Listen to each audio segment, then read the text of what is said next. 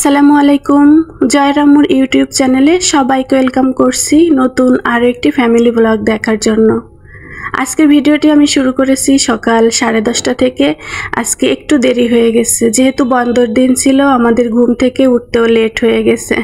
তো ঘুম থেকে উঠতে লেট হলে কিন্তু সংসারের অন্যান্য কাজগুলাও করতে অনেকটা সময় লেগে যায়।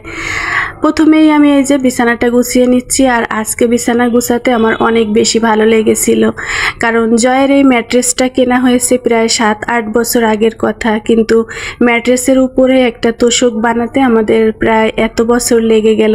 তো যাই হোক, গতকাল রাতে জয়ের বাবা দুই খাটের জন্য 2টা তোশক বানিয়ে নিয়ে আসছে। আর এতদিন আমি বিছানার নিচেই একটা করে কাঁথা পেতে দিতাম, তো কাঁথা দিলে না তেমন ভালো লাগতো না।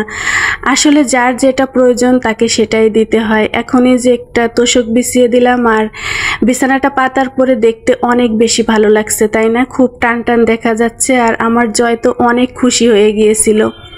আমাদের এই খাটের যে জাজিম ছিল, পুরানো জাজিম, ওইটার বয়স হয়ে গিয়েছিল প্রায় 13-14 বছর। একদমই নষ্ট হয়ে গিয়েছিল, মাঝখানে এমন নিচু হয়ে গেছে যে আমাদের ঘুমাতে অনেক কষ্ট হচ্ছিল, যার কারণে এই ম্যাট্রেসটা কিনে আনা হয়েছে। এই ম্যাট্রেসটা কিনেছিল ঈদের সময়, কারণ অনেকেই জানেন যারা আমার ভিডিও দেখেন, ঈদে কিন্তু আমি আর জয় বাড়িতে গিয়েছিলাম, জয়ের বাবা বাসায় ছিল, তো যার কারণে কিছুটা টাকা বেঁচেছিল, সেই টাকা দিয়েই উনি জাজিমটা মানে ম্যাট্রেসটা কিনেছে। কারণ একটা মানুষের সারা দিন দেখবেন যে কাজ করার পরে রাতের ঘুমটা যদি ঠিকমতো না হয়, তাহলে কিন্তু পরের দিন সে কাজটাও ঠিকমতো করতে পারে না, যার কারণে হাজার সমস্যার ভিতর দিয়েও ম্যাট্রেসটা বানিয়ে নিয়ে আসছে।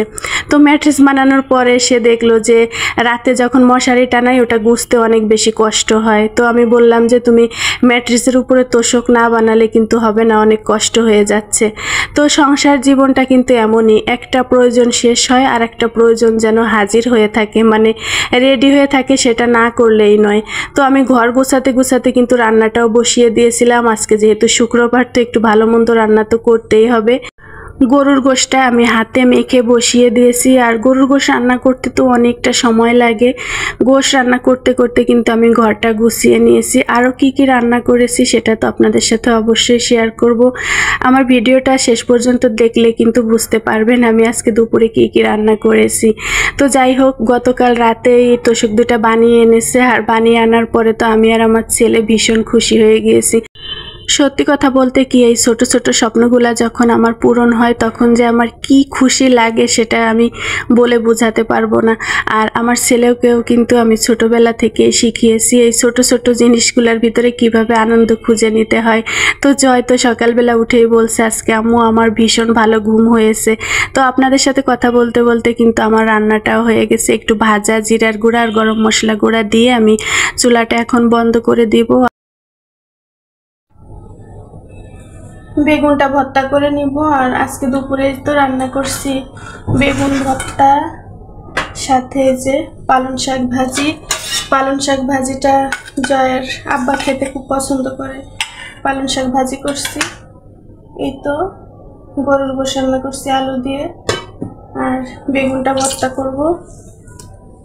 ভাতের উপরে সিদ্ধ দিছিলাম বেগুনটা, কাঁচামরিচ, পেঁয়াজ, সরিষার তেল দিয়ে সাথে লবণ দিয়েছি, খুব সুন্দর করে মেখে নিব ভর্তাটা।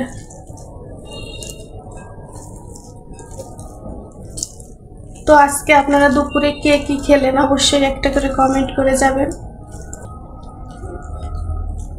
হাতে মাখানো ভর্তা সবসময় অনেক টেস্ট হয়। তো এই যে বেগুন ভর্তাটা করে ফেললাম। এই তো আজকে দুপুরে আমার রান্না বান্না ছিল, এই যে গরুর গোশ আলু দিয়ে রান্না করছি, কি সুন্দর একটা কালার আসছে দেখেন। টেবিলে নিয়ে আসছি। জয়ের বাবা কিন্তু নামাজে গেছে, আর নামাজ থেকে এসেই ওরা ভাত খেতে চায়, তো ওরা আস্তে আস্তে কিন্তু ঠান্ডা হয়ে যাবে।